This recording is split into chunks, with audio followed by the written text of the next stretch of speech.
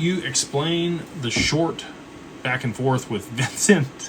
I know XRP has clarity, but does he think no price appreciation before the Clarity Act? Can you explain what he's missing in some depth? Thanks for your answer. I'm not going to throw shade on anybody. I was very nice. I said, you know, I think Vincent's extremely intelligent. I've watched some of his videos. He obviously doesn't know who I am at all and hasn't watched any of my content, which look, I'm nobody, right? I'm some guy on the internet. He doesn't need to know who I am. But I did know, I was actually educated on the topic before I engaged in the conversation. Like I've talked about before, there's this Goldilocks period here for XRP in particular before the Clarity Act is passed. Because we have the not congressional legislation, but case law that XRP in and of itself is not a security. We have it listed on Bitnomial as a commodity.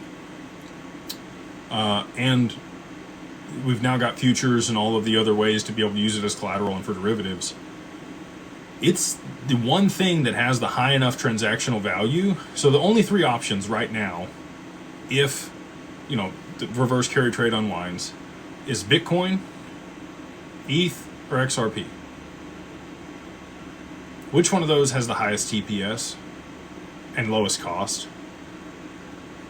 I'll give you a clue. It's XRP. So that's the short exchange that we had. My opinion is that XRP will appreciate before the Clarity Act is passed during this Goldilocks period. I knew that it would get kicked to 26. I've been saying that for the whole year almost.